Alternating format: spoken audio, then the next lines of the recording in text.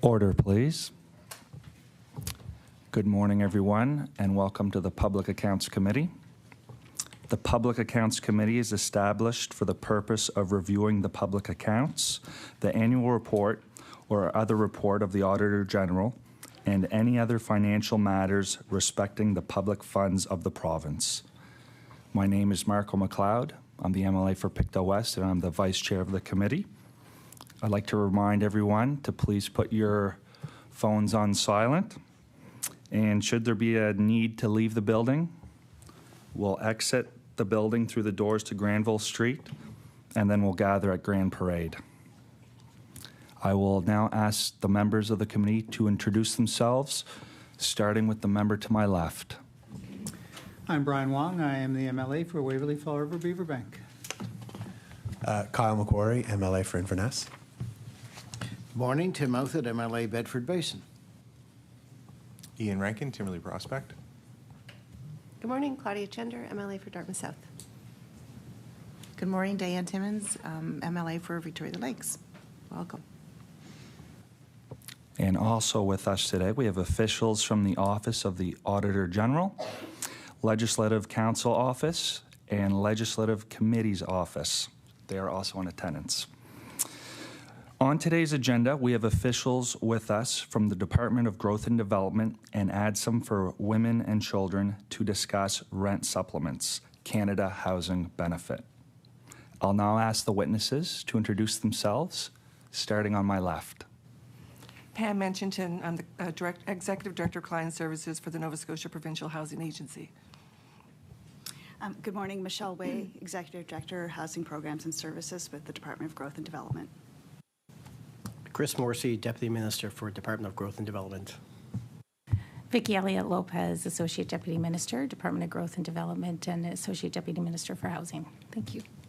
Dr. Megan Hinsford, Housing Support Program Manager at ADSUM for Women and Children. Thank you.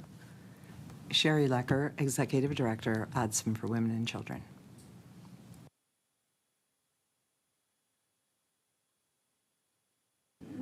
Thank you. I will now ask Deputy Morrissey for some opening remarks, if he pleases. Great. Thank you, Mr. Chair. Good morning, everyone. Thank you for the opportunity to be here alongside my colleagues to discuss the Canada Housing Benefit, otherwise known as rent supplements. I want to thank ADSUM House for being such a valued partner in addressing our housing challenges. The work you do supporting women and gender diverse individuals, especially during emergency shelters situations, is critical. This work cannot be done in a silo. It is all hands-on-deck approach, spanning all three levels of government, private development, the community housing sector, and our valued stakeholders like ADSUM House. As a part of the collaborative focus, the Department of Growth and Development works to drive economic growth and productivity by creating the conditions for communities, businesses, and households to thrive. When our economy is strong, we are better positioned to respond to our housing needs.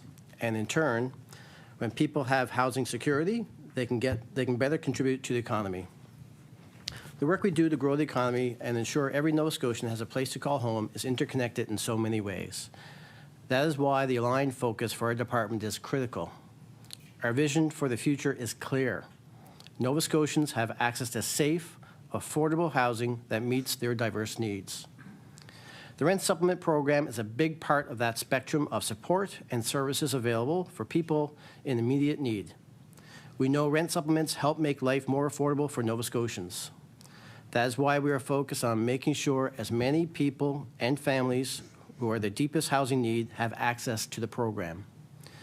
In the last several years, we've quadrupled our investment in the program to $74 million, helping thousands more Nova Scotians each year. In fact, last year, we helped 12,000 unique households. We know this program is critical for helping people in housing need right now, while more stock is being built, and we are continuously looking at ways to enhance and improve this program and many other programs, such as lobbying the federal government to match our needs so we can help as many people as possible. But like I said, rent supplements are just one piece of the very large puzzle, albeit a very important piece. There's much more to the story. For example, our partnership with the community housing sector. Since 2021, the government has invested $283 million in the community housing sector, creating or preserving more than 3,000 affordable and deeply affordable homes. I'm also pleased to have some of the staff here from Nova Scotia Provincial Housing Agency, as they too are an important part of our generational housing work. For the first time in more than 30 years, we're building 515 new public housing units that will help 1,300 individuals and families. The agency is also hard at work making significant policy changes to reduce wait times. Within the first 2 years of our 5-year housing plan, we created conditions for 68,000 new units.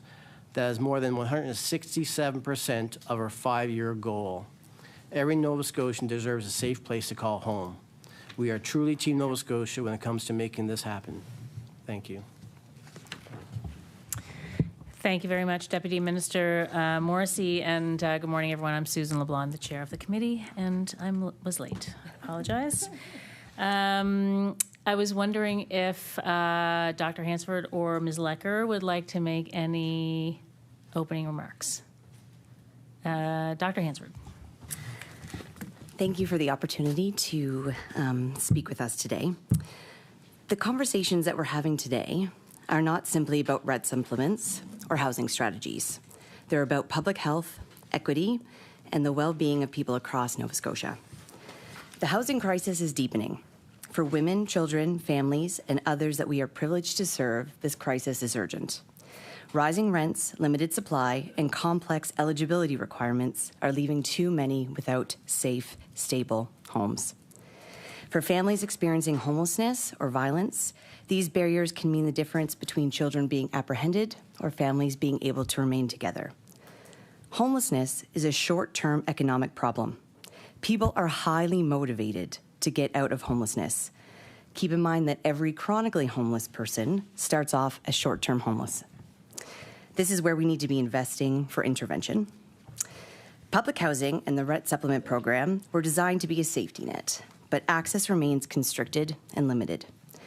At present, limited unit availability, excessive documentation requirements, and the need for applicants to have an assigned support worker to gain priority designation and a third-party rent supplement bridge funding contribute to significant delays and system inequity. They are falling short of the nimble response required to ensure immediate safety for and individuals, and nonprofits are paying the price. For individuals who are applying independently, the average wait time for a rent supplement is 8 to 12 weeks. With a designated housing support worker attached to the file, the processing time is 2 weeks. If everything runs smoothly, which is rarely the case given the barriers and the documentations needed, these delays are consequential. Under the amended Residential Tenancy Act, landlords can file for eviction after just 8 days of late rent. That means some Nova Scotians are being evicted through no fault of their own before their approved subsidy can even take effect. Landlords who we have historically partnered with are also expressing frustration, with some indicating that they cannot accept the risk that come with rent supplements. At ADSM, we work closely with our colleagues at the Nova Scotia Provincial Housing Agency, the Rent Supplement Program, and the Homelessness Response Team with OCD to improve coordination and prioritization. These efforts and partnerships have made a difference, but the system still remains under strain. We must build a more coordinated, client-centered system with cooperation across all departments, one that prioritizes safety, preserves dignity, and reduces red tape. Today we're here to discuss rent supplements specifically. Rent supplements alone will not end homelessness or the affordability crisis, but they can be part of a stronger, integrated, diversified strategy that recognizes housing as a human right and ensures that every child, family, and individual has access to a safe, affordable home. I'm glad to hear that we are all on the same page in working towards that goal, because together, through collaboration and shared accountability, we can make that vision a reality and build a system that ensures every Nova Scotian has a place to call home. Thank you. Thank you very much. And then Ms. Lecker, please. Good morning, and thank you for inviting ADSM to appear at today's meeting. While rent supplements are helpful for many, as we've already heard, The rental market in Nova Scotia simply does not have an inventory of truly affordable units. And even as I say truly affordable, we know that term can mean different things. We need a consistent definition of what constitutes affordable housing and for whom. The Canada Mortgage and Housing Corporation, along with many organizations, including ours, consider less than 30% of a household's pre-tax income to be affordable. It's not the same as below-market housing, which is delivered by the private sector and often called affordable, and often in exchange for various incentives, including access to public land and tax breaks. Even at 20% below market rates, a $2,500 unit offered at $2,000 a month would still not be affordable to thousands of households. We have a lot of catching up to do. A recent study by the Federal Housing Advocate recommends that fully 1/3 of new supply must be non-market for low and very low income households at rents that are regulated. We cannot rely on the private sector alone to create the scale and type of housing that's required to address this deficit in affordable housing. Non-market housing must be prioritized with particular attention to units priced using the rent-geared-to-income formula. It has proven to create housing stability, improved health, increased quality of life, and safety for many people. As a province and as a society, we must also invest in universal changes, not only targeted ones, that focus on prevention of homelessness and instability, such as increasing minimum wages to livable levels and income assistance rates that provide for basic needs. Too many Nova Scotians are having to choose between paying rent and heating their units, or heating but skipping meals and medication. In our discussions today, I hope we are able to help this committee and our government understand that people need more money to realize their basic human rights. We're happy to take any questions about our experiences as both housing and service providers and what we know can make life better for all Nova Scotians. Thank you. Okay, thank you very much, everyone. And we'll begin with our first round of questions with MLA Chender, please. Thank you, and thank you all for being here today. I have a bunch of questions for all of you. I'm going to start with the Department of Growth and Development, but I want to, in particular, thank ADSM for being here to bring lived experience into this conversation, because I think that's the most important part of what we're talking about. We're here talking about rent supplements, and when we were in budget estimates last March, the minister said that half of the 16,200 new affordable homes created, according to the government's metrics, were actually just rent supplements. So that's 8,000 kind of homes on paper that aren't homes at all. They're a subsidy. And so I want to take this opportunity, although I know it's been a few months, to ask, I guess I'll point this to you, Deputy, and you can ask if there's someone better to answer it. Why are temporary rent supplements being counted as permanent affordable housing in the government's metrics? Deputy Morrissey, please. Thank you very much, Madam Chair. I'll have to get back to see exactly what was said last March. As you know, I was not around last March to interpret that particular data. What I do know is that the amount of money being invested right now into rent supplements is quite significant, and we are opening up more opportunities for people to have, to create more affordable homes, or affordable opportunities for people to have homes and have beds to pillows, to make sure that their heads can be on pillows every single night. I'll just refer to my ADM to see if there's some more details specific to the budget last March, and see if we give a little bit more context with respect to that comment. Ms. Chender, do you want to hear from the ADM? Well, maybe I'll just add a clarifying question, and then Ms. Elliott-Lopez, always like to hear from you. But I guess I'll just latch onto what you said. I think there's a difference between creating an opportunity for someone to live in to affordably live in a home and creating an affordable home. And so those are two very different things. And this is a government that says the answer to the housing crisis is to build more housing. but rent supplements don't build housing. And so I just want to clarify that my question is, why is it being counted as housing if it still is? And wouldn't it make more sense to separate those statistics so we can understand, to Ms. Lecker's point, what is the genuinely affordable supply that's actually being created in the system that's new? Ms. Elliott Lopez. Thank you. Sorry. So one of the key pillars of our 5-year housing action plan is to make 17,000 units more affordable, and we can do that through a number of ways by buying affordability in new construction through our affordable housing development program. We can do that through our community housing acquisition program, or we can do that through rent supplements. And rent supplements, as the deputy said, have grown substantially over the last number of years. We are contributing $5 to $1, the provincial government versus the federal government. We currently have over 9,500 active rent supplements, and it does make life affordable for Nova Scotians.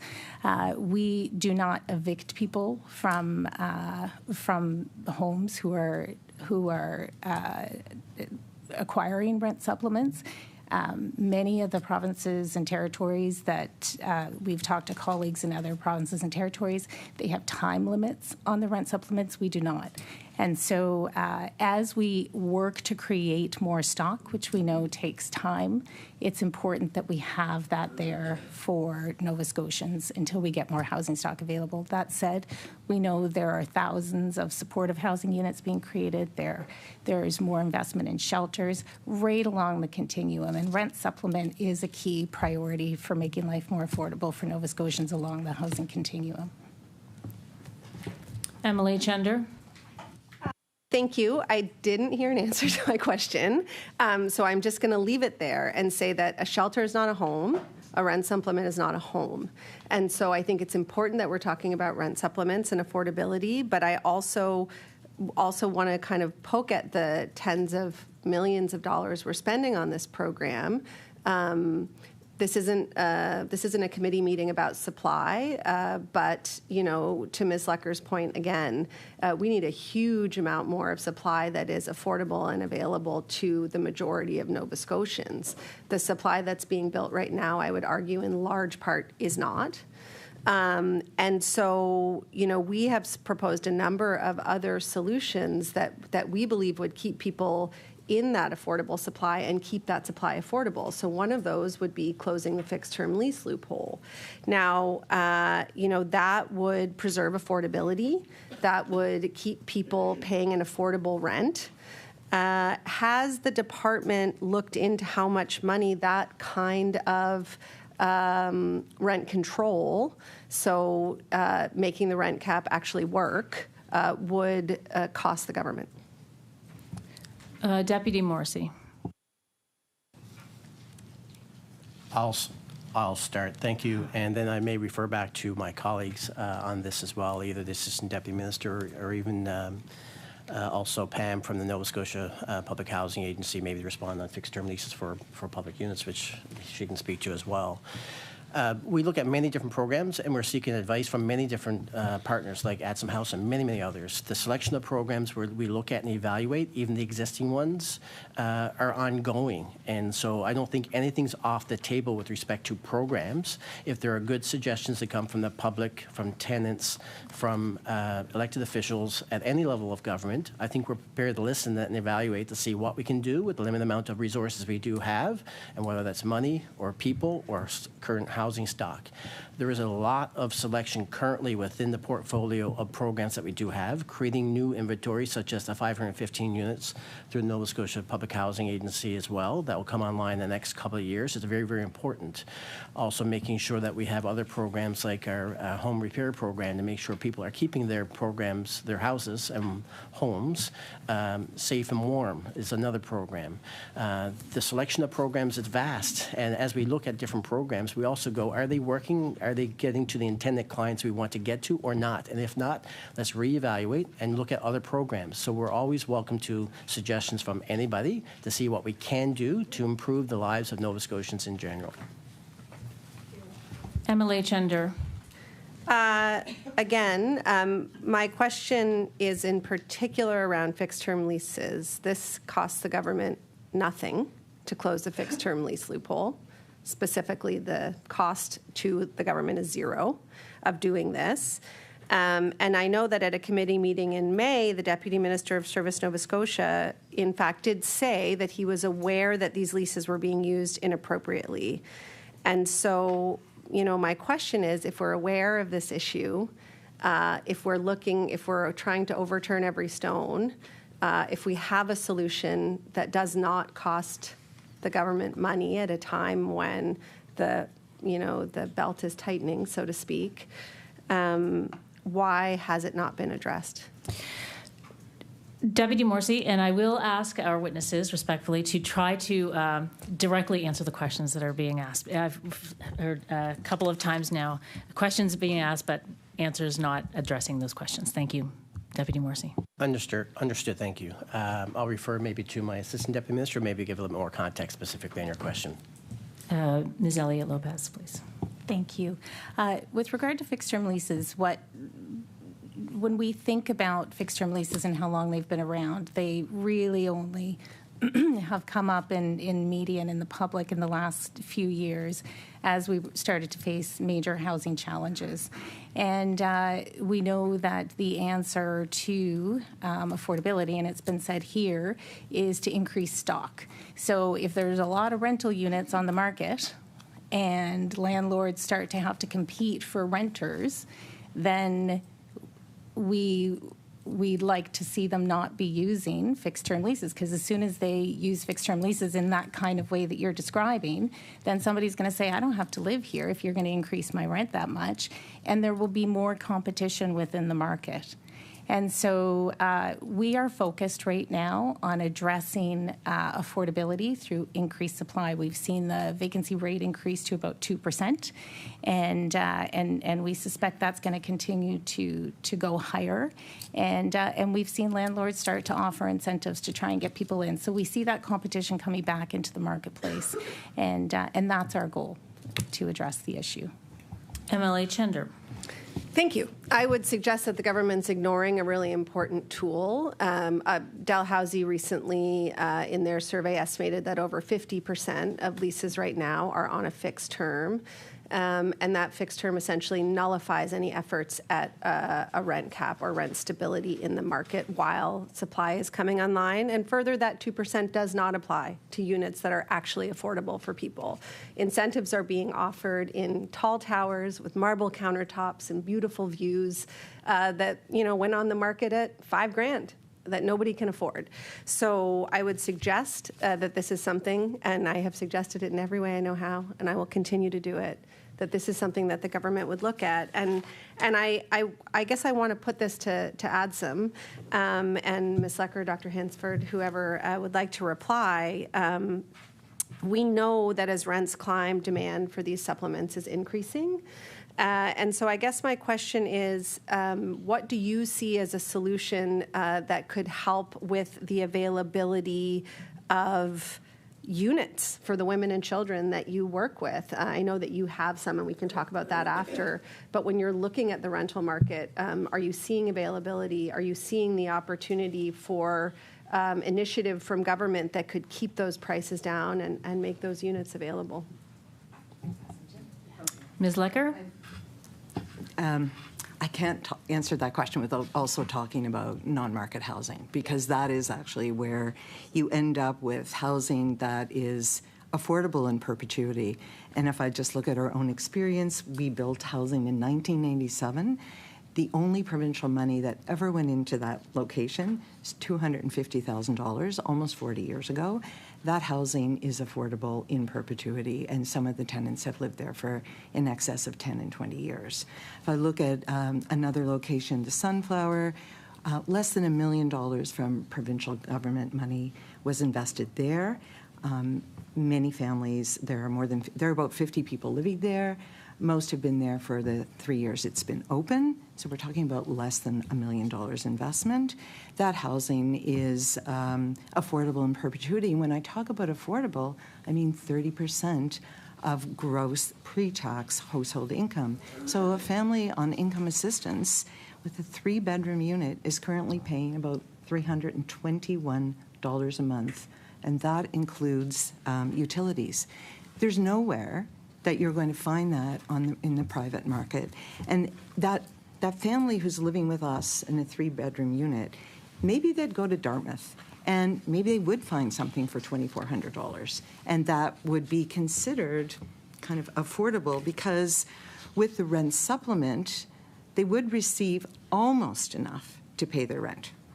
They'd receive $2,262 a month, not including utilities. So it's not quite affordable, but it's almost. So maybe something could come from a food budget or come from somewhere else, from their child tax. But think about, and this speaks to your question, think about what happens after a year. If they're on a fixed-term lease, they're probably going to be bounced. They might not be, but if they're not, the rent's going to go up by 5%, which is the cap. So where do they find the 5% if their income was already insufficient together with the rent supplement? I know that's a lot of numbers, but I think it demonstrates that investment in non-market housing in perpetuity is the answer. I recognize that it doesn't come online overnight, but it's not about one or the other. We've got to be working on the long term, or the other is just going to be the long-term investment in permanent housing, or this is all going to cost so much more 5 and 10 years down the road. And it's also going to cost, of course, in terms of people's health and in their education and their ability to engage in their communities and stay in their traditional neighborhoods. MLA Chender. Well, I appreciate that, and there's a million places that we could take that. We know that Halifax has lost 8,000 affordable homes between 2016 and 2021. That's a huge number. 31 affordable housing options gone each week for 5 years. And we know that, as you've said, finding an apartment that's affordable, even with the rent supplements, can be deeply challenging. I wonder, just to probe a little bit more, because I think those percentages are important. So when this targeted housing benefit was announced, it was eligible if you were spending more than 30%, which is the rent geared to income that you were talking about.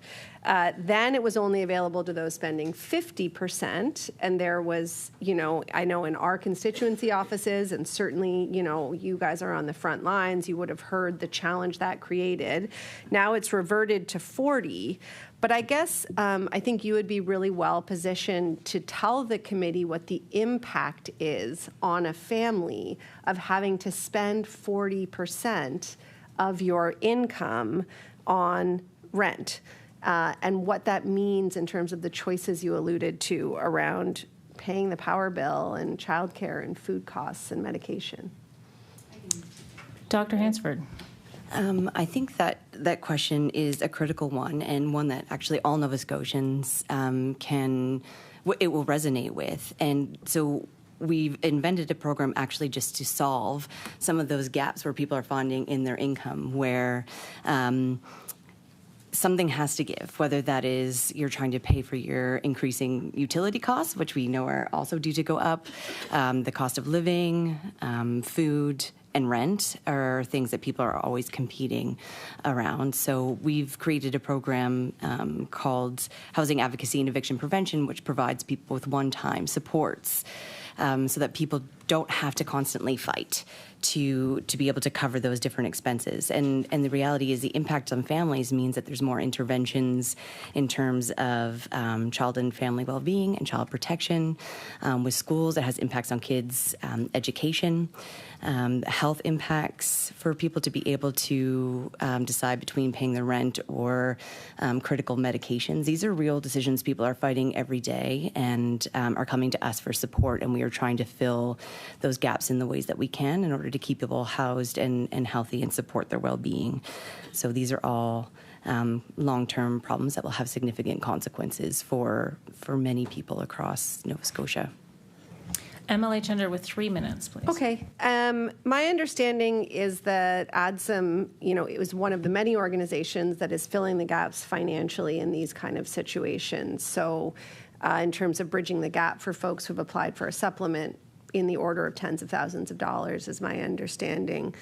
I want to ask the department, is this an appropriate use of frontline service providers? Like, shouldn't we have a program so that people who can't afford housing, which many people can't in today's market, can help, that government can help navigate and support those housing options without frontline service providers having to step in and literally, stop landlords from evicting while they wait for government programs to come through?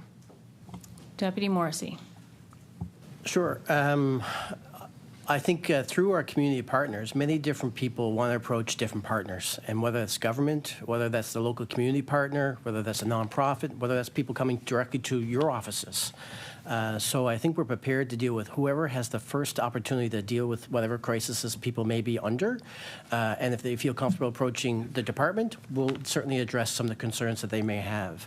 If they're more comfortable going to a nonprofit organization because they have a relationship there in the local community, we welcome that as well. No one organization is going to fix the housing crisis. I think that's well established. No one level of government is going to fix this problem. That's why working with all levels of government, with all community partners, whether they're in the housing sector, whether they're in other sectors that are just helping out in the community, are really important for us to have those touch points. I think if you look at the number of nonprofits we're dealing with and working with, some I would go scratch my head and go, okay, is that the business they should be in? But they're being really innovative. They're looking at different ways of trying to partner and leverage money. Bringing that additional resources to the table is really, really critical for us. The government will not have all of the money to fix all of the problems. We are here to help assist and leverage wherever we can. So leveraging the relationship, leveraging the resources, and leveraging the contacts in the community are really, really critical to, I think, to all of our success. All ships will rise if we all work together. MLA Chender with 20 seconds. I would suggest that government programs don't meet the need and are too slow. And it's not about conversations. It's about banging your head against the wall advocacy that frontline organizations, that MLA offices, that others do. And the expense is paid by women and families and children across this province who are precariously housed. Order, please. I'm sorry. We will continue questions with MLA Rankin. Thank you, Madam Chair. And since we're talking about the capacity and the delays within the subsidy and the rent supplements, I'll continue with that theme because we hear often, and this isn't just with respect to housing, but government saying we're putting in so much more million, we're putting in so much more.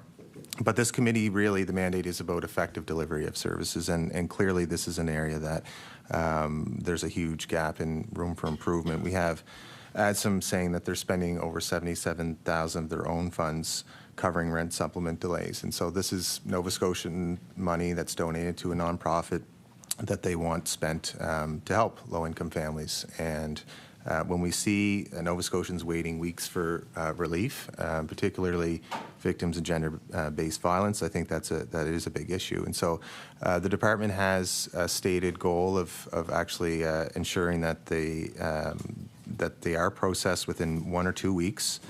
So I want to ask the department, can you confirm how many rent supplement applications are currently delayed beyond that stated 1 to 2 week processing goal? Deputy Morrissey. I'll look over to my left shoulder to see if the Assistant Deputy Minister can give you the specific number, or somebody else down the line here. Looks like Michelle may be able to do that. We are constantly looking at our programs and looking at ways of improving the programs. Just to qualify it, though, and then wait times have decreased dramatically, and we're working together with our community partners on trying to decrease them as best as we can. Michelle, do you have something more? Yes. Ms. Way? Thank you. Yes, reliance on our community partners is essential in delivering this program, and we recognize that there's always room for improvement, especially when clients are facing delays in receiving their subsidy. With respect to, and I believe it's the diversion funding that this is referring to, we are aware that there are delays with getting proper documentation in from clients, and that community partners have had to use diversion funding to cover that gap. We have addressed delays, and we are having proactive conversations with all of our stakeholder groups, including ADSM, on better ways to improve the communication gaps between the providers and the program staff in ensuring that these delays no longer are not negatively affecting tenants. And we recognize that there's an issue. We want to improve the communications. With the amount that are above the 2 weeks with regards to the priority access, I'll have to come back with the specific figure on that. I will say that our processing times have come down from months to now we're processing regular rent supplement applications within 10 to 12 weeks. So there is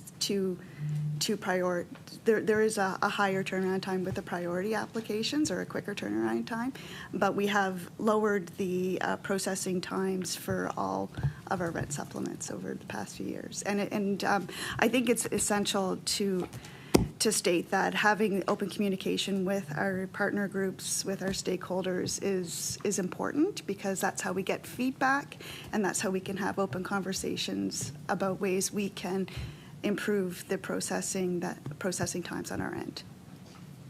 MLA Rankin. Thank you, Madam Chair. And so can you point to ways that you have improved? Like, I guess the statement will take at face value that there have been some improvements. Like, what specific administrative or staffing gaps have you been able to help with persistent delays? And I think the important question with limited time is, does the department reimburse or compensate nonprofits that are stretched with any kind of bridge funding, or is this under consideration? So we're looking at a process that has been delayed, possibly because of administrative gaps within the government itself. And so I think this is an area that we would hope that there is some bridge funding that can be paid to nonprofits that are obviously very valued, as you all has said too. Ms. Elliott Lopez. Thank you. Yes, Opportunities in Social Development, I believe, has a partnership with organizations to help support the diversion funds. With regard to improvements, I would say since coming on board myself in 2021, I've seen significant improvements across the board. And one I think that we herald as a huge coup is strengthening our relationship with our service provider partnerships. We meet with them very regularly, particularly under the Survivors of Gender-Based Violence benefit. We've improved our program policies substantially. The creation of our Survivors of Gender-Based Violence benefit was done in tandem. We took several months of working with our partners to create that program, to ensure that it took a trauma-informed approach and met the needs of the clients. In addition to that, to Michelle's point, we've reduced our processing times. They were several months back in 2021. I mean, understanding that this program grew overnight. It went from a few $1 million to now $74 million. We were serving 3,000 households, and now we're serving, 9,500 at any given time, with about a 20% attrition rate.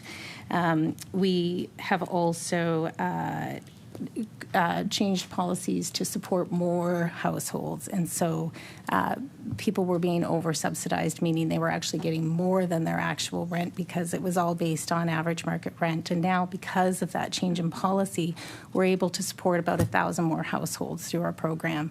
And so being able to serve more clients faster is absolutely our goal.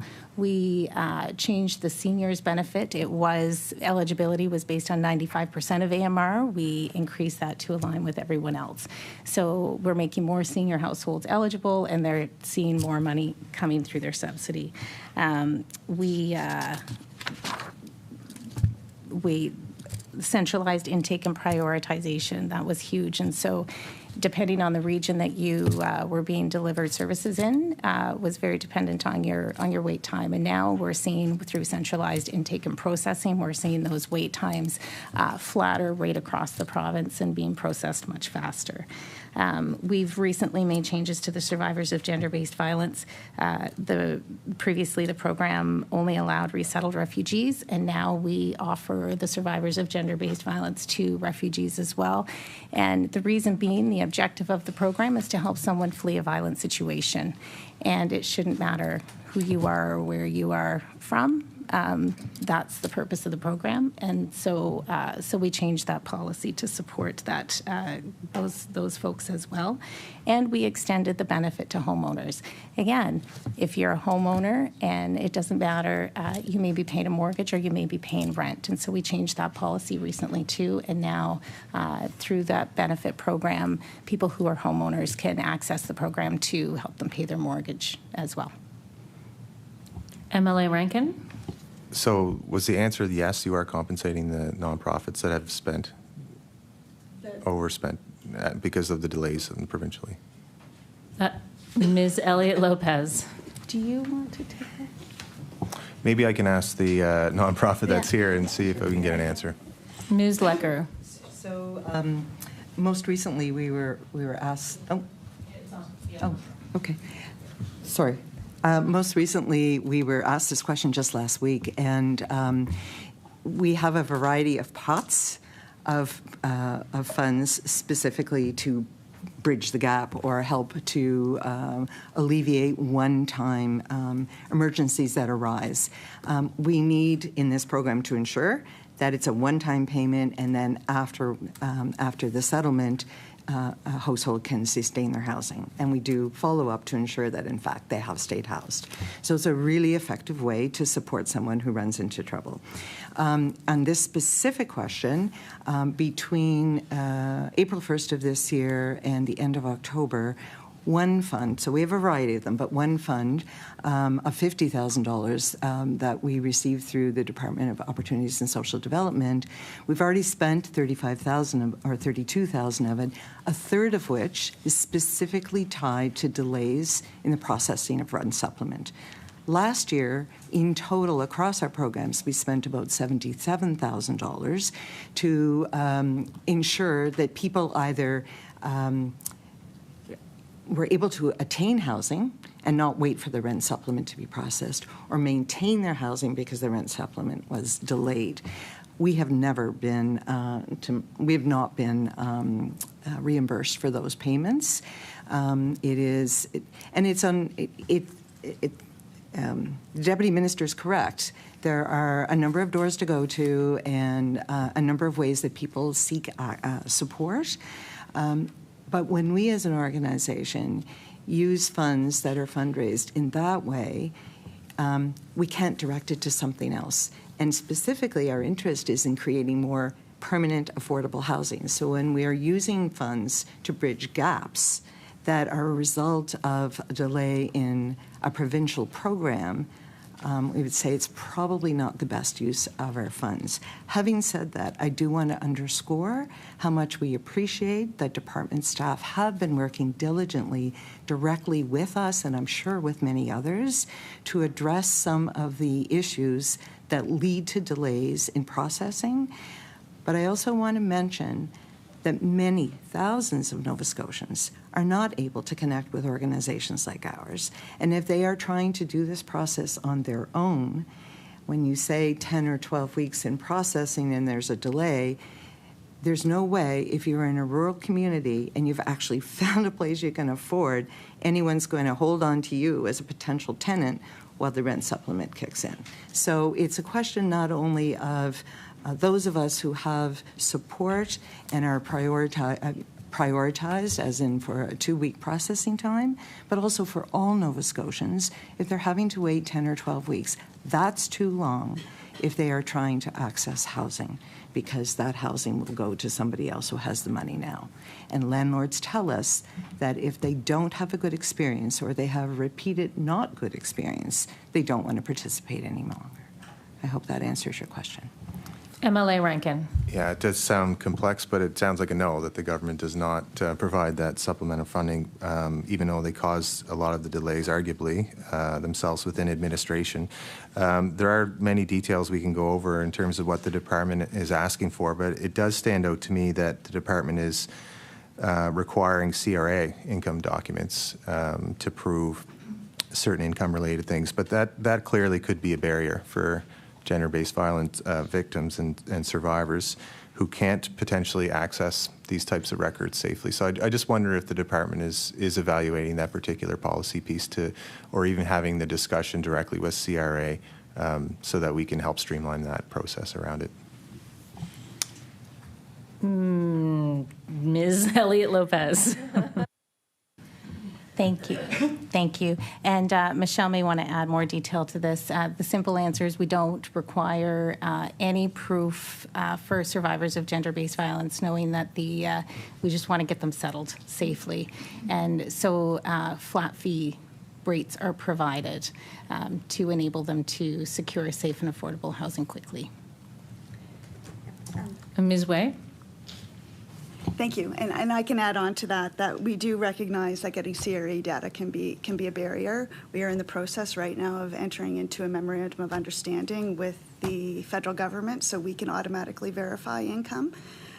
So that process is underway, so hopefully to be implemented soon. We are also launching an online application in the spring. We're working on that, so that will help with some of the documentation. So I guess with the eye to continuous improvement, we're always looking at ways to better serve our clients. Well, I'll just use some of your time and say that's really good news because that's a huge barrier in our office for sure. MLA Rankin. Thank you. And with respect to survivors, how many emergency spaces do exist province-wide for survivors of violence? And we hear that a lot of femicides occur outside of HRM, so I'm wondering if you have a breakdown regionally. Deputy Morrissey? Just looking up and down the... if I don't have that information here right now, we certainly can get it back to you and get that information to you. Do you track? Sorry. Yes, so we'll just ask the clerk to follow up on that. MLA Rankin.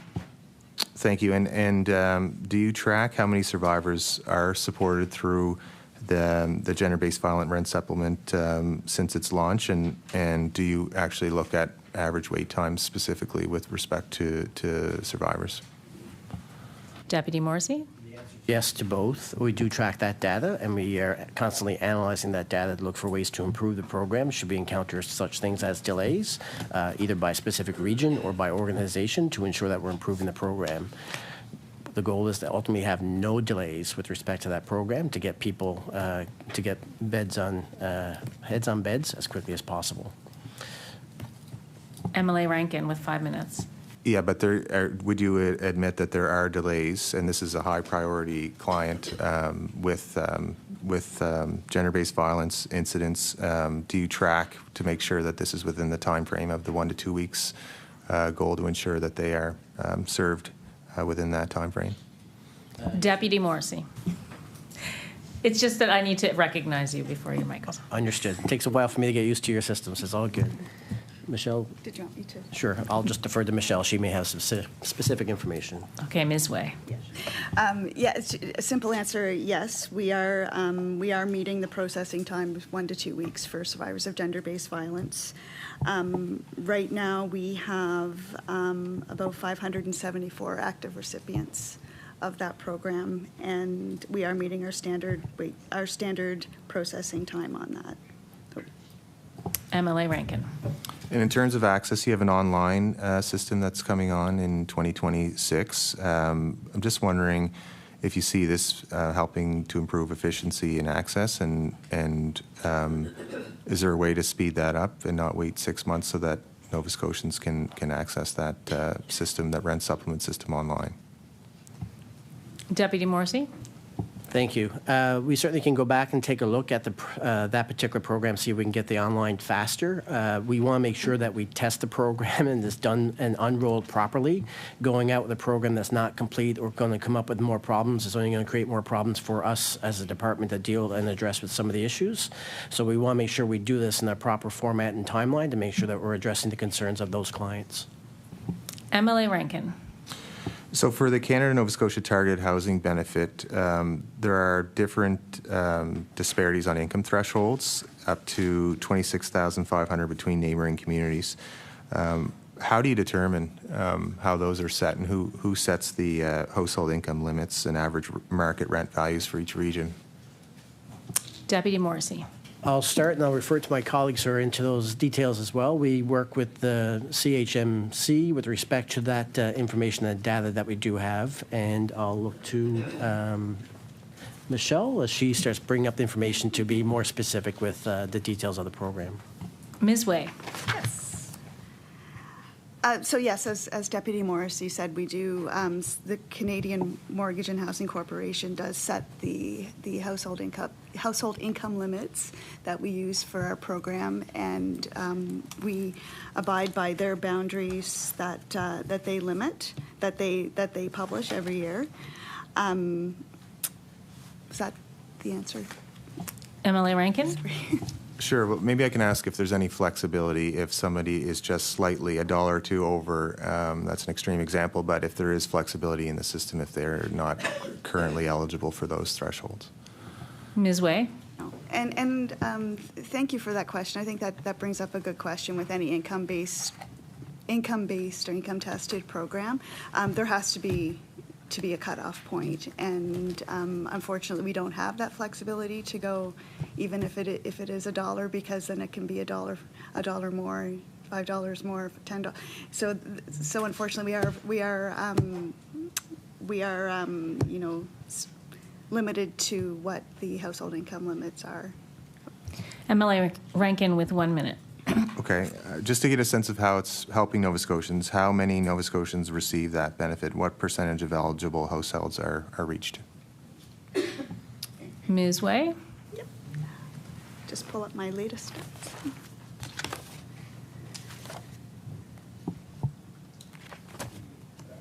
Yeah, I can.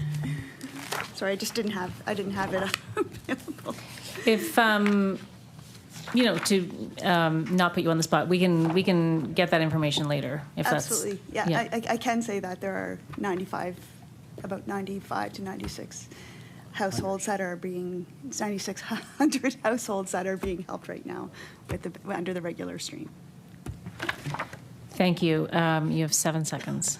Okay. Thank you very much. And now we will move to MLA Outhet, please. So I get an extra 7 seconds, do I? Who wants to give it to you?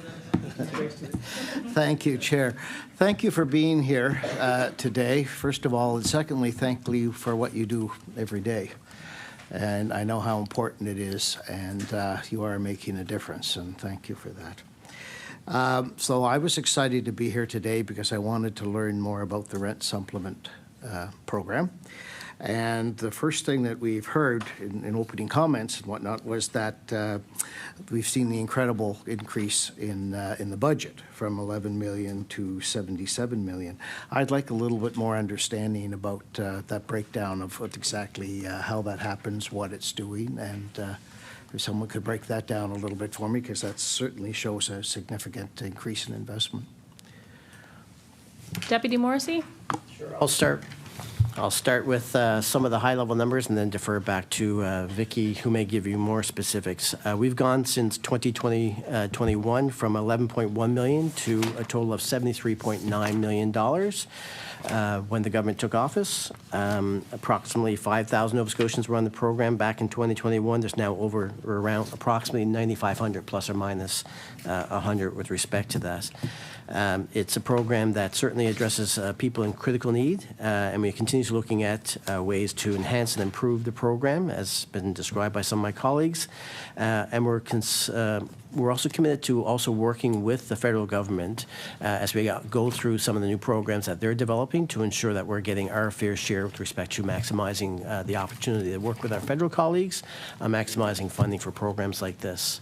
Last week I met with my deputy colleagues from across Canada to talk about housing and the need for housing, and specifically in some of the requests that we have for specific funding, and also looking with Build Canada Homes with respect to some of the new opportunities that may exist with respect to increasing the housing stock across Canada as well. I'm going to turn it over to Vicki, who may, well, I'll turn it over to Michelle, who I think has a page open, who maybe will give you a little bit more details with numbers. Ms. Way?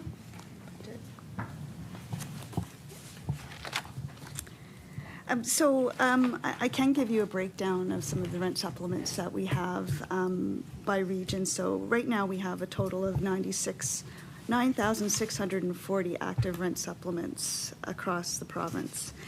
And, you know, as the deputy said, we have a large investment from that quadrupled over the past 4 years. So we are forecasting a spend of about $74 million this year on the rent supplement program. By region, Central Region tends to be our largest component of the rent supplement. They account for 62%. In Eastern, so that's Cape Breton Island, about 9% of our rent supplements are there. In Northern, which is Guysborough County, Antigonish County, Colchester County, and Cumberland County, that's about 15%, and in Western, which is the rest of the province, about 14% across the province. So that. MLA Outfit? Is that?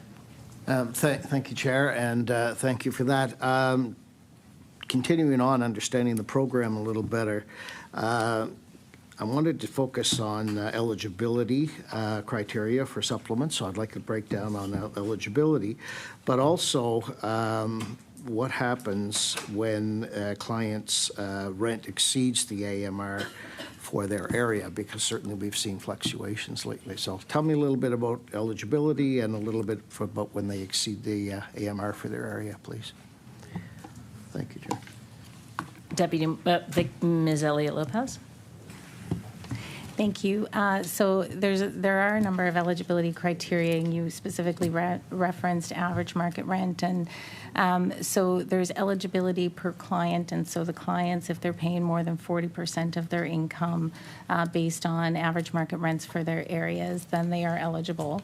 Average market rents do vary by region, as we know, and the way it's calculated is once they do qualify, then their calculation is based on the difference between 30% of their income and their actual rent paid up to the average market rent.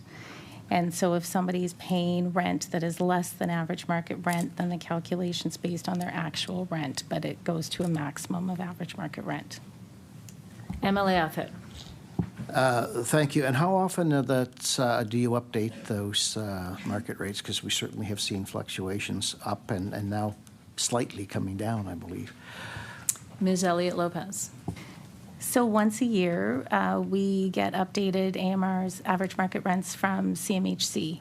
And generally, they send them out early in the calendar year, and we implement them April 1st of that year. So every fiscal year, we update the AMRs. In the last 3 years, they've increased over 26% in the last 3 years.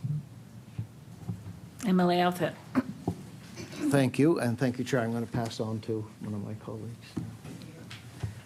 Oh, MLA Timmins, please. That's okay. Thank you, everyone, for coming on and discussing this very important initiative that's been happening across the province to help with our rental, our issues with our rent and the difficulties that people are having. It's since 2021, in my previous position as a CA, I really directed a lot of clients towards the rent subsidy. I was quite pleased with it. And maybe you can correct me if I'm wrong, but prior to 2021, the only assistance for rent would be for community people that were on community services.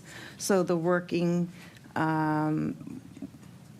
we may say the working families didn't have an opportunity to have some of assistance with the increase in rent and so on.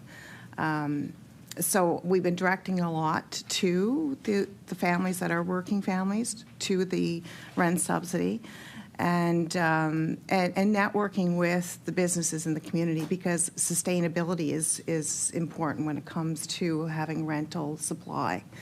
So when we introduced the rent subsidies, it increased public or private businesses to open up their doors to the people that couldn't afford it, because they were based on a lot of their financial ability to pay for the rent. So thank you for that. My question is, and I'm sorry for babbling, but I do, as you can tell, I'm very supportive on the rent subsidy program, and thank you for that. Do you have a map of the breakdown by area showing the average market rent across the province? And in addition, do you have a data indicator where most rent subsidies are located within the province? Ms. Way, I mean, you answered some of that in your last question, but if you want to reiterate it, that would be great. Sure. We do have a map that we'd be happy to share with the committee. So the majority of our rent supplements are in the central region, in the Halifax region, and then I believe I can repeat what I said earlier. Or okay, sure. Yeah. Let me find it. And I think one of the questions was the average market rents, too. Yeah. The average market rents, okay. So the breakdown by region, I'm happy to repeat that. Central, 62%, Eastern, 9%, Northern, 15%, Western, 14%. So the bulk of the benefits are within the central region.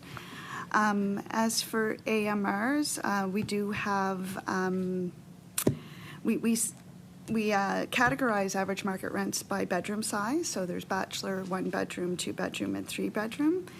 And so for the eastern region, which is Cape Breton area, we do have AMRs for the Sydney area that are... Did you want me to share the breakdown, or did you want me to? The amounts? Okay. So in the eastern region for Sydney and CBR, Cape Breton County, the average market rents for bachelors are $747 for CBRM. So this is the county of Cape Breton excluding Sydney. It is, for 1 bedroom, it's $849. For 2 bedrooms, it's $1,084. And for 3 bedrooms, it's $1,368. For the area, the Sydney area, the AMR for bachelor is $747, as I said. For 1 bedroom, it's $872. For 2 bedroom, it's $1,122. And for 3 bedrooms, it's $1,429. And for the remaining areas in Cape Breton, the AMRs are $679 for bachelor apartments. For 1 bedroom, $716. For 2 bedrooms, $1,006, and for 3 bedrooms, $1,102. So moving to Central, we break out the average market rents by the city of Halifax, Dartmouth, Bedford and Sackville, and then Halifax Other and East Hants. So that's the way it's categorized. So for the city of Halifax, which includes Halifax, Beachville, and Lakeside, the AMRs for bachelors are $1,202. For 1 bedrooms, it's $1,464. For 2 bedrooms, it's $1,712. And for 3 bedrooms, it's $2,262.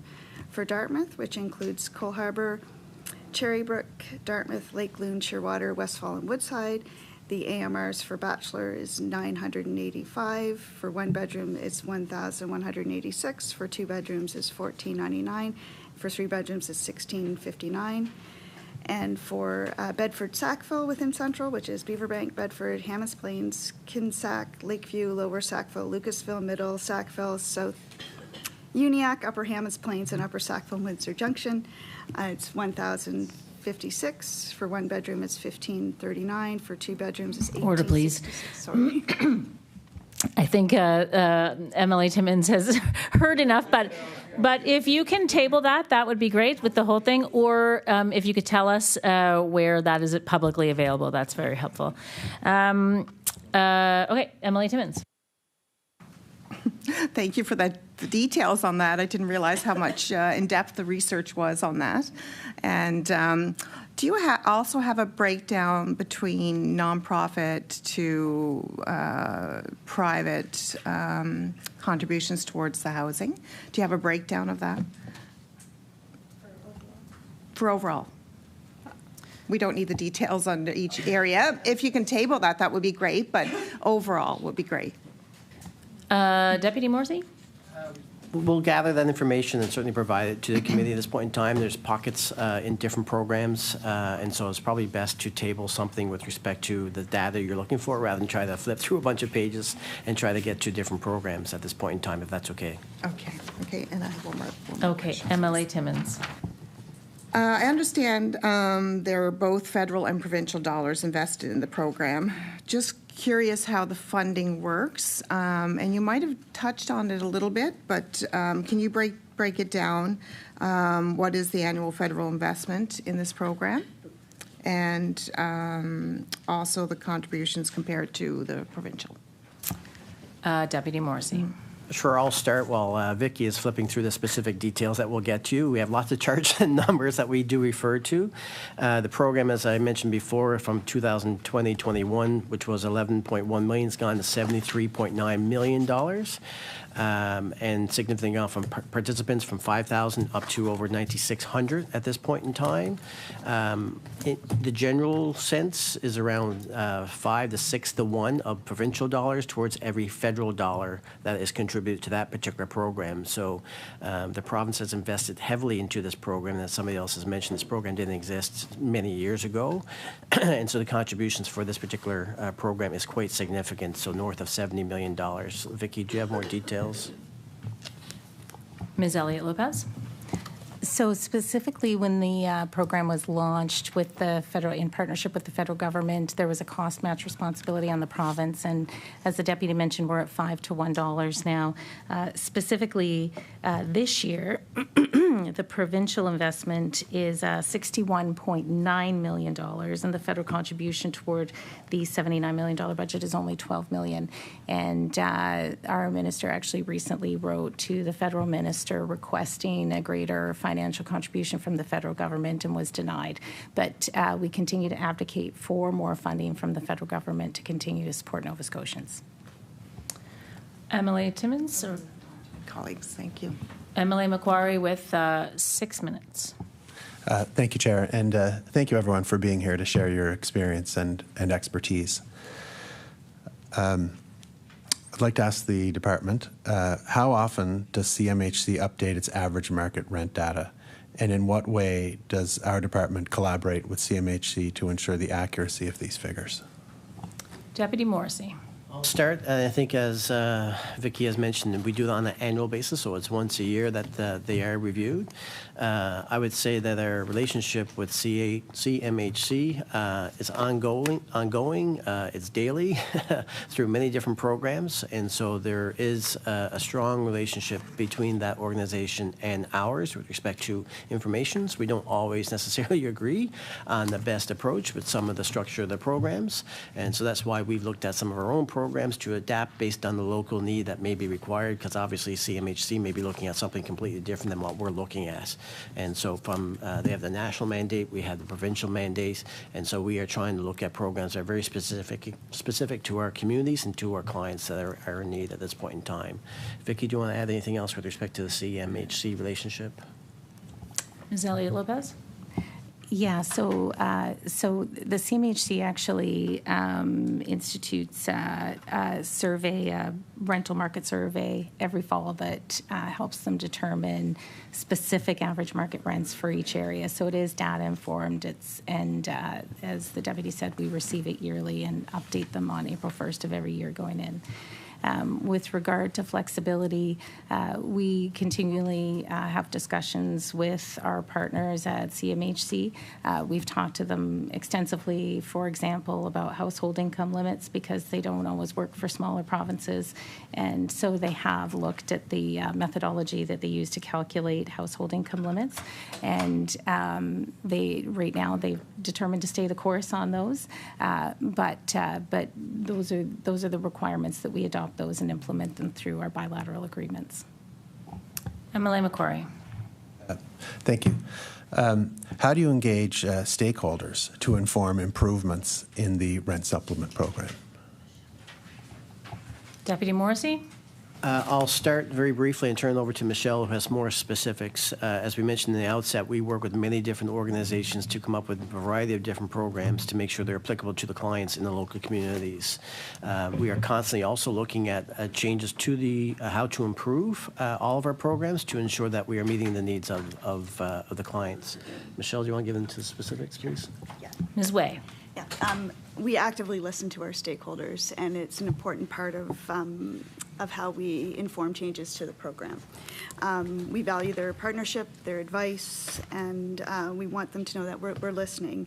We meet regularly with referral agencies and housing support agencies to hear their suggestions for improvement on our rent supplement programs, including survivors of gender-based violence. We rely on their feedback. We actually heavily relied on their feedback to inform the design of the survivors of gender-based violence benefit. It was deliberately co-designed with transition houses and the Nova Scotia Advisory on the Council of the Status of Women to ensure that the benefit is reflective of survivor realities. So input from these stakeholders, including the YWCA, Alice House, Irony House, helped inform the eligibility rules, the intake process, and inflexibility measures that existed when the program started and as the program progressed, some of the incremental changes that we did. A referral agency working group under the Survivors of Gender-Based Violence formally took shape last spring to strengthen, communicate, and ensure feedback from agencies to inform improvements, and we meet with them every 2 months. Our stakeholders have suggested improvements to things like our lease requirements, accessibility barriers, and expanding eligibility to the survivors of gender-based violence benefit. Some of the other areas that we've used stakeholder feedback on to inform improvements include clearer application guidance, helping reduce our wait times, and their feedback has helped us inform the plans for a new digital application that we spoke about earlier. And some of the specifics on what we've heard, and what we've done.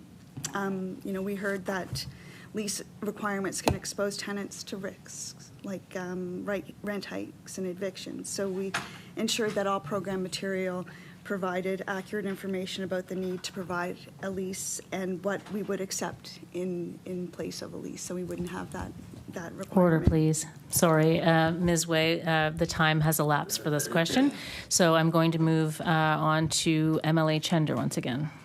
For how long? 12 minutes, 13 minutes. Okay. Thank you. So I want to ask the department, we've heard now a number of times the conversation about the increase in funding for this program. So I think we were at $7.8 million in 2020. All this helpful information is in the package we received. We're now up to 61.9. But rents keep going up. And I think the deputy minister mentioned there are 500 public housing units in development, but that is a drop in the bucket compared to the need. We have non-market housing providers, and I have a sixth sense that Addson wants to talk more about supply, so I'm going to ask about that. But I know we have non-market housing providers like Addson who have received federal funding to build genuine, affordable, rent-geared to income housing.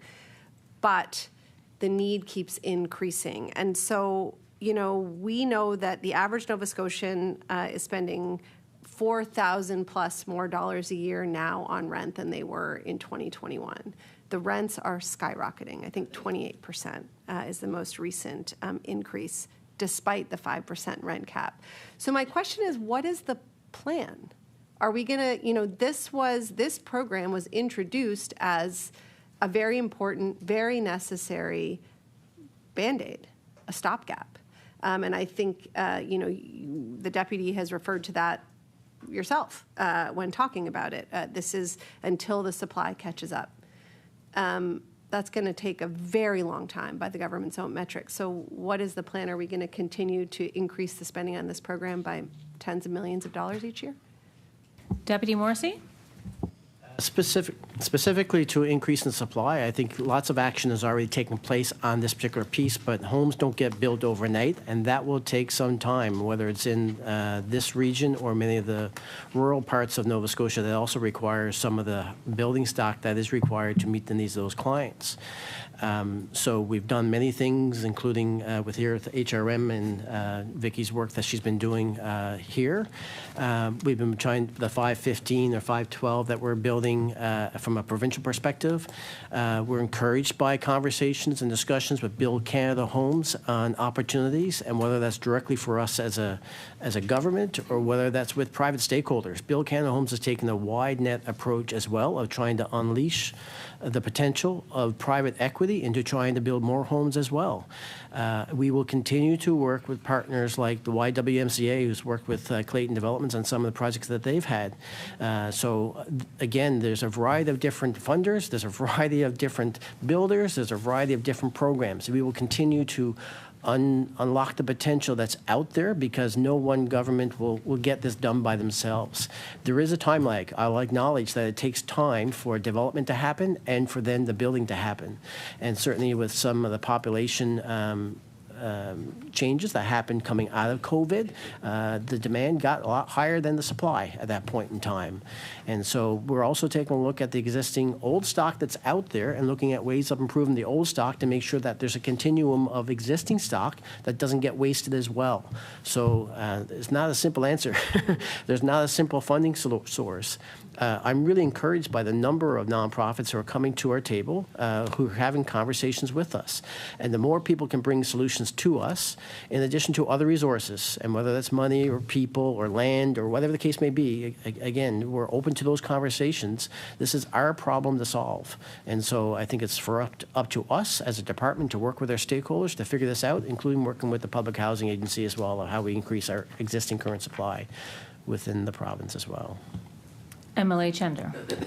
Yeah, I would suggest that the partnership between Clayton and the YWCA is very different than looking at private equity to leverage building homes that will ever be truly affordable for Nova Scotians, because there's not a market interest in that. It's a market failure, affordability in housing. And if you're talking about genuinely affordable housing, rent geared to income, I would suggest that the market is never going to meet that need, no matter how much competition you introduce. And that's why we need non-market housing. The OECD suggests that that should be something like 7%. We are at maybe shy of 4% here in Nova Scotia. I'm sure you all know that. And that is why we have this gap. So, by the government's own numbers, we know that CMHC has said that housing starts will need to more than double to 12,500 a year if we want to restore a metric of affordability, which I would suggest, again, needs to have a huge component of genuinely non-market housing. But this government's targets are over 4,000 units short of that. And so I want to ask again, how does the government see, and in what timeline, meeting the need of having genuinely affordable units, not supplements, that Nova Scotians will be able to call home and will be able to know that they can stay in year over year? Deputy Morrissey. Yeah. Thank you for the question. And I will defer to Vicki, who's spending a lot of time in this particular space. But I will also add that we are trying to work. We also know with respect to supply, there are also challenges with supply chain. Available tradespeople to actually build some of this stuff. That's why we have some innovation around some of the housing of how can we build homes faster, and whether that's off-site building, working with off-site builders with respect to that and that potential. And we visited the site down in Arichat, an off-site builder who is readily building some of these affordable housing units down in Cape Breton. But there's many other different people that we're working with to understand the demands around supply chain with labor issues. How do we make sure that we have a supply chain with other building materials, as an example? So the issue is complex, and I don't think it's going to be solved overnight. But there are many different paths we're going down to help increase the housing supply, both publicly and privately. Any increase in supply will create more competition and more inventory. That's a good thing. So the more housing we have, the more bedrooms and pillows we have to put heads on. But I'll turn it over to Vicki and some of the work she's been doing as well in this area. Ms. Elliott Lopez. Thank you. So obviously our goals are more, faster, and more affordable. And I'd say with the 5-year action plan, we've been laser focused on that. We've invested more than $283 million in over 3,000 affordable units across the province. And when back in 2021, we, through our affordable housing development program, as a great example, under 25% of those coming to the table were from the community housing sector. And now that's over 70%. So we've seen a huge growth in the community housing sector just in the last 4 years alone. And Adsum House is one of our key partners in that area who's been able to take advantage of that program. We've looked at gentle density through our secondary suite program, and we've created hundreds of units through that program. We've leveraged land for housing and released partnership opportunity notices and are bringing in not-for-profits to build on those. And again, affordable in perpetuity through the community housing sector, and that's why we continue to want to strengthen our relationship with them. We have staff who are dedicated now to working with the community housing sector, which we didn't before. So to build that capacity, we invested for the first time in the Community Housing Transformation Center. We created the nonprofit community housing organization to help to continue to build sector capacity. We also, through the executive panel on housing, we've created legislation that speeds up housing. And so you look at Mount Hope as a great example of that partnership with the YWCA.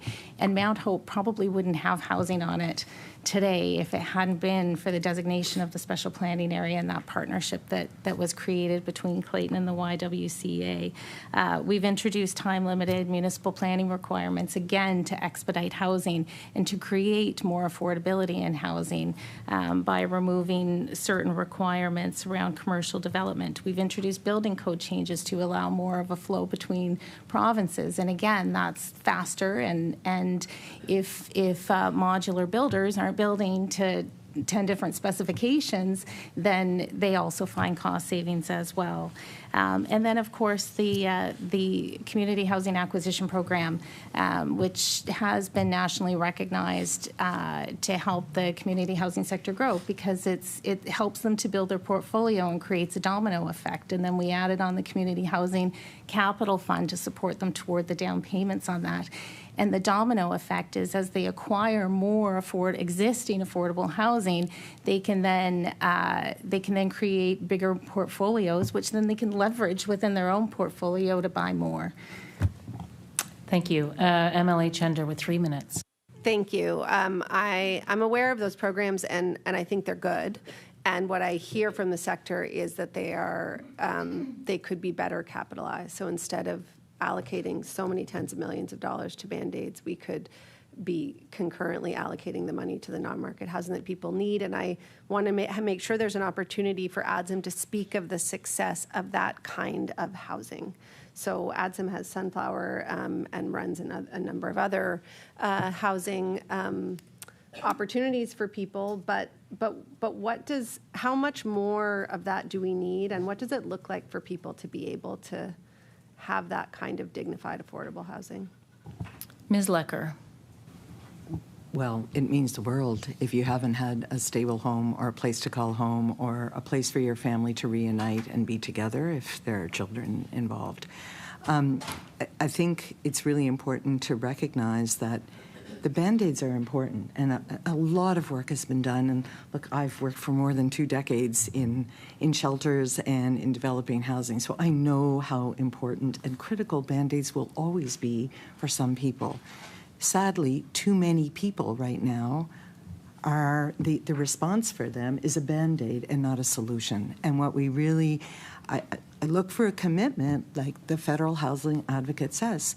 We need 1/3 of all new housing starts to be for low and very low income households. That is not what we see going up around us, at least in HRM, and I recognize committee members are from across the province, but that's not what's being created in sufficient numbers. I have a proposal in Ottawa right now, just waiting for a few more $1 million, and we would have at least 3/4 of the units on the land in June of next year. But we have to wait for that to happen. Although we have the plans and we have more than half the money, and I appreciate the province's participation in that. These are all small projects, though. None of us is going to, on our own, solve this problem. We have almost 200 people, single individuals, staying at the bridge. Which is probably the largest shelter in Nova Scotia, perhaps the largest in Eastern Canada. Where are they going to go? What is the off-ramp? What is being created in terms of housing? I know what the numbers look like for what it costs to run that place in a year. We need the same amount being invested, if not more, in a solution for them, because when it closes or when they're no longer able to stay there, they need to be housed, and housed in places that offer dignity and offer opportunity for them to be stable and to heal and to thrive. And what I see is more in the Band-Aids and less in the actual development of solutions for low and very low income households. And much of the affordable housing is not rent geared to income. And that's where we really need to focus. Thank you very much. I'm going to move on to MLA Rankin, please, with 13 minutes. Yeah, I guess I'll mention the Sunflower as well because it's in my area and it's such a great success. What a great location, being close to transit. We have a community center being built right now, a very walkable area. And I just want to add some hosts to give a picture of how much more of these we need. We have an expansion underway, and if we could look at just how there's 16 units, I think, is what's going in the Marigold. How long will it take to fill those spaces? And if you can tell what kind of demand we have for such a service, and just the experience of bureaucracy and going through the whole project and the multiple streams that are involved, just to give the committee a picture of the success and the challenges. Ms. Lecker? Sure. We're very fortunate in that our organization started developing housing in 1987. So we can build on the experiences and we can learn from the lessons. And you know, every time we do it, I hope we do it better. And so, as I was asked, we have plans ready to build 16 more units, which will house another, depending on the size of the households, 35 to 40 people. We can, if we have sufficient funding, we can press the button and have at least 3/4 of those built over the winter inside at Eastcott in Trenton, which is really, it's ideal because it's quick, and this is a company that we have worked with before, so we know they know our pitfalls, we know theirs, and that's, you know, I think it's really, I've appreciated hearing Ms. Elliott Lopez in particular talk about the growth in community housing.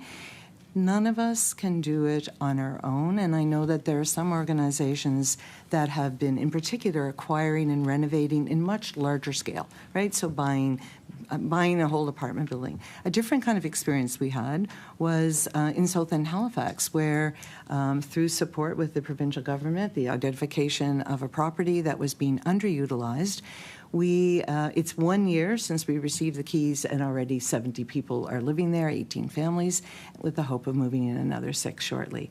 That's taking a property and modest renovation and repurposing it. And so we could also be looking at repurposing as a very quick way with some investment and support. All of these are little projects. What we need is still, this is the commitment, this is what we're going to do, and this is how we're going to ensure that of the however many new units are going up, a third of them are meant to be rent geared to income, because that's what people can afford. And I will say this, it's not easy work, and it's not work that private developers will engage in. There's no profit to be made here. When rents are $285 or $321 a month, there's no profit, but what we have is stability and community for our fellow Nova Scotians. And so that's what we really want to see happening. MLA Rankin. Thank you, Madam Chair. And hearing that to the department, you hear about how much valued Adsum House is and all nonprofits. Are you looking at any kind of plan to scale up investments of this kind of nature, whether it's nonprofit or co-op housing, which is an effective non-market model as well? And are you looking at a proportion of your budget to actually quantify the value that you are saying with these partners, given that you're hearing the 1/3 requirement to actually build non-market housing, and the need is there? We're hearing that the demand is outstripping supply, and those 16 units are probably filled without it even being built yet, because we know about the wait list. So how is the department actually quantifying that value that you spoke about today, and ensuring that we have dedicated funding streams for nonprofits to acquire or even preserve affordable housing stock in the province? Deputy Morrissey. The numbers on my sheet are quite small, so just bear with me. Yes, small in font size, not small in magnitude. Let me qualify that. Almost got me there. So on the community housing, we certainly are increasing budget and have increased the budget quite significantly from 2021, from $6.9 million back in 2021, and the budget going into 24-25, 18.5, 25-26, looking at 16.3 and in around that level. As I described before, this problem won't get solved by itself or by any one level of government. And so we are working with many different community partners, whether it's Adsum House or the YWCA or the 8 or 9 other nonprofit organizations I'm trying to work with. We're having a meeting upcoming very soon with Build Canada Homes to figure out how can we leverage that opportunity as well, to figure out how we can get access to more capital to provide more opportunities. The land for housing with the 13 proposals that we received, the backyard suites. So we're looking at many different programs to see how we can alleviate some of these concerns.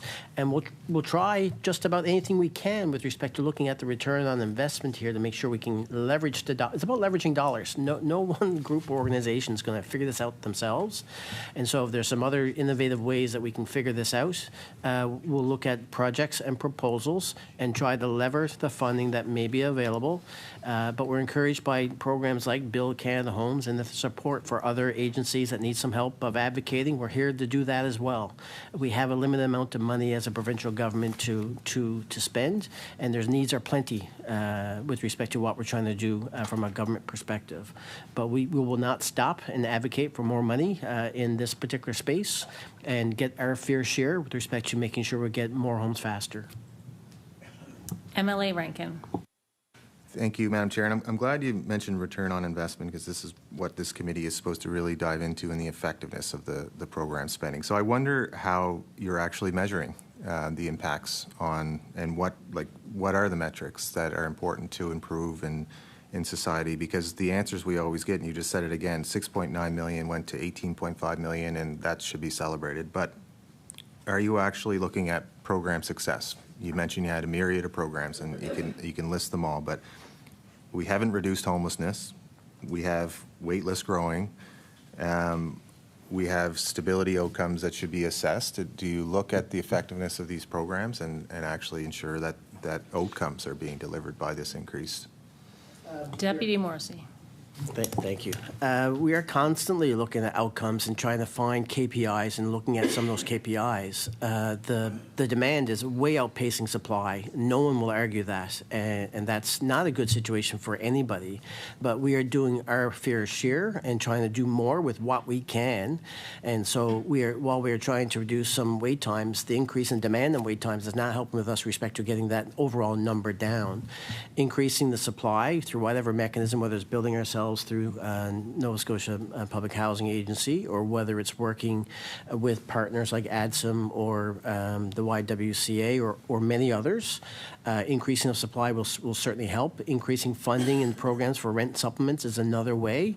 But we know we have to be better, and we are continually trying to look at opportunities for us to make sure that we're looking at always the numbers of increasing the opportunities for people that need housing.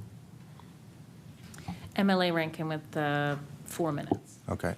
So it sounds like you need more funding, what it comes down to. So that's what I'm getting from your answer. But I would say there are other ways that you can leverage stock in the market. And I wonder if the department sees a role for nonprofits to preserve or acquire at-risk housing stock before it's lost to the private market. Deputy Morrissey. More funding would be welcome. I think anybody would be silly to say that that's not part of the solution, but no one government, no one private organization or public organization is going to solve that particular problem. We are a leader when you look across the country with coming up with innovative projects and programs to solve this solution. When we're on our FPT calls and working with our colleagues, they're all asking us, how are you doing that? The unique thing about Nova Scotia is that we have a lot of nonprofit organizations who are here to help and are reaching out. And that relationship we have with ADSM House and many others is incredible with respect to what we're trying to do as a province to alleviate this particular concern. And so we won't discard any proposal that comes in from the nonprofit organizations or from some other organization to look at if it can achieve one of our goals, which is building more homes faster. We'll take a serious look at that. And so with the limited constraints that we do have with the number of people and number of resources we have for each project. MLA Rankin. Yeah, and with respect to resources, there is a hiring directive now in the public service that looks at only filling in one FTE for every 2 vacancies. So is there an exemption for the service delivery of rent supplements and these critical programs throughout your department to ensure that we're not losing vacancies through attrition and delivering these programs that have significant delays? Deputy Morrissey. We've been assured that no frontline staff will be affected by this, so to make sure that our service levels continue to go the way we're going. And if we can find efficiencies in our services to free up money to do other things, I think that's a good thing. And so trying to be more efficient with the limited resources we have is very good, but this will not impact our frontline staff who are implementing the services that are required. MLA Rankin with 2 minutes. 2 minutes? Do you have coordination with other departments with respect to childcare would be the one, since we're limited in time, working with education to ensure that there are housing supports and that it's linked to childcare given the necessity when we have issues related to mothers trying to flee gender-based violence? Deputy Morrissey. We are in constant communication with other departments, whether it's OSD or Department of Education or others. I'm not specifically aware of any outreach to Department of Education at this point in time, but certainly we can take a look at what we're doing. Go ahead, Vicki will respond. Ms. Elliott Lopez with 1 minute. Thank you. In fact, we worked with EECD through the executive panel and municipal affairs through cross-department collaboration, and recently introduced legislation that allows the Minister of Municipal Affairs, much like he can designate a healthcare zone to expedite development in that area, he can now designate a childcare zone to enable faster development of childcare centers. MLA Rankin. 20 seconds? Thank you for all your work. I appreciate all the work that you're doing. Great. We'll move on to MLA McLeod, please. Thank you, Chair. My question is for the department. Earlier this morning, it was mentioned that other provinces have time limits for the supplement. We do not. So I was curious in the way that the department administers the rent supplement. What similarities are there with other provinces? And also what differences are there with other provinces? Just the main ones. That'd be helpful. Ms. Elliott, Ms. Way? Is that good? Yeah. Oh, my. So I think Vicky mentioned earlier that Nova Scotia's benefit is one of the more generous compared to other provinces and territories. So other provinces and territories cap their monthly supplements at a certain amount. So like in Manitoba, for instance, they cap their subsidy at $350. We do not. Others are time limited. Others are not accessible to those who are receiving income assistance or targeted to specific populations. We allow people on income assistance to receive a rent supplement. Some have multiple streams depending on their household situation, so they have different programs that deal with different household situations. We have one stream, so from an administrative perspective, ours is simpler, and others deliver it through third-party delivery models, and we don't. So in Nova Scotia, our benefit serves all Nova Scotians who who pay more than 40% of their income on rent based on the average market rent. In Ontario, eligibility is based on spending more than 30% of income, but only get up to 80% of average market rent. So I guess what I'm trying to say is each province does it a little differently, depending on the needs of their population. When we looked at the jurisdictional review, it is our take that the Nova Scotia program is a bit more generous and easier than others. Emily McLeod. Thank you. My second question is also for the department. It was said that funding is allocated regionally, I believe. Do you have a breakdown of the wait lists per region? And does the funding distribution reflect the needs of the wait lists? Deputy Morrissey. I'm going to quickly send it over to my partner in crime here, Vicky. Ms. Elliott Lopez. Well, we're happy to say there is no wait list in the rent supplement program, so they're processed as they come in, and it is centralized budget, so and it's centralized intake. So they're all, well, we have staff out in the regions, and that's to ensure good client service, so clients can get access through any regional office. They move through a centralized intake process, and first come, first serve, unless, of course, they're attached to a housing support worker, as we mentioned, which is then expedited. Emily McLeod. Okay. I had a question here about gender-based violence. How many recipients are in the application process or waitlisted for the survivors of gender-based violence? I think it's called the benefit. I'll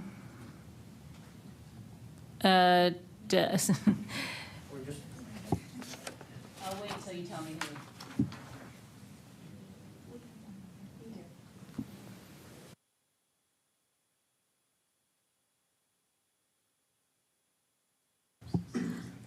Ms. Way. Thank you. We don't have a wait list, but we have 70 applications that are in process right now. Yeah. Emily McLeod. Thank you.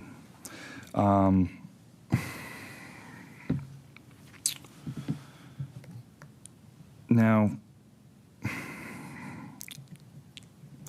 the community housing sector is an integral integral partner in ensuring access to affordable housing. Have there been any recent investments in the community housing sector and initiatives underway to support affordable housing? And is there a metric or a KPI to gauge their success? Deputy Morrissey, Ms. Elliott Lopez. Thank you. As mentioned, we've invested over about $283 million in over 3,000 units in the community housing sector. Our support, though, through all affordable housing new supply, and I think this is an important metric, is $186 million just for this fiscal year, and that includes investments in new public housing units. It includes under our affordable housing development program, our secondary and backyard suites program, and as I mentioned, under our AHDP program, it's predominantly not-for-profits that come to the table now.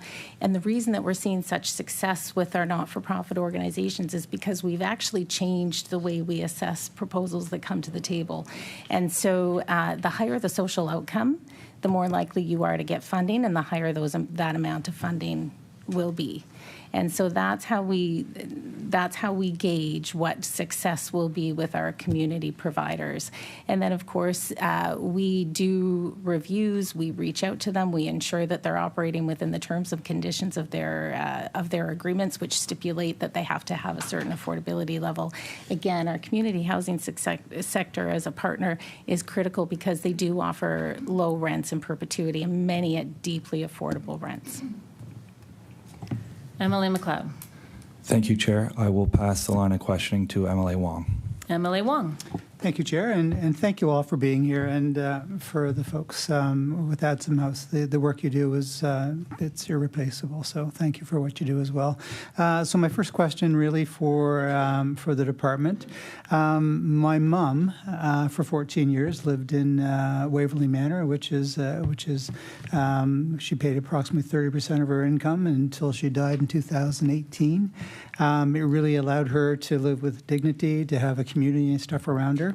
And one of the vulnerable populations, most vulnerable populations in my constituency are seniors. So I'm wondering if you could tell us if there have been changes and kind of what's in the future for seniors being helped by the rent supplement program. Deputy Morrissey. Oh, sorry, Ms. Elliott Lopez. Sure, thank you. So over 30% of our rent supplements go to our seniors. Predominantly, I would say in the Provincial Housing Agency, we have over 70% of our households are seniors, and so many of them move to public housing.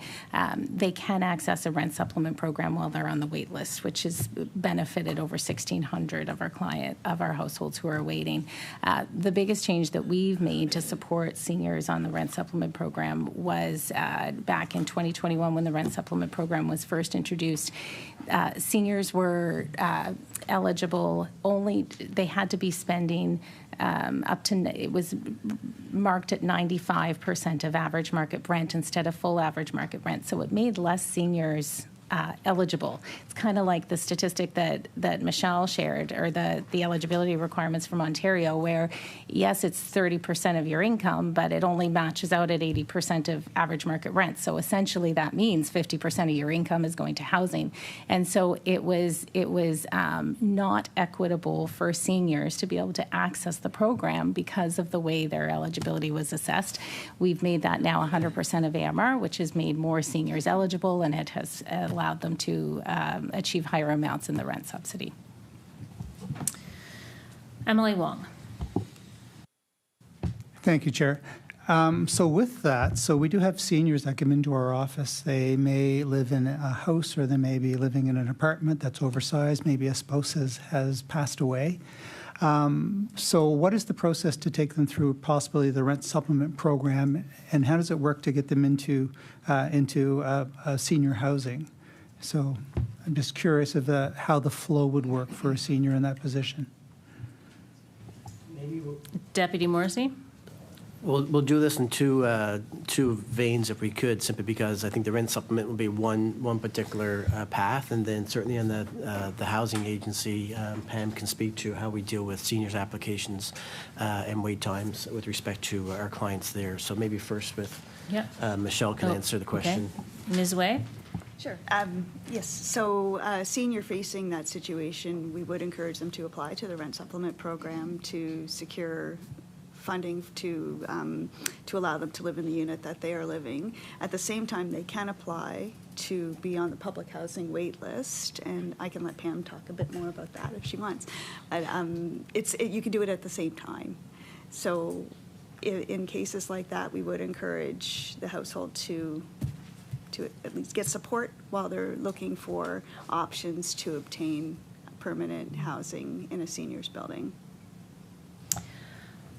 Ms. Menchent. Thank you very much.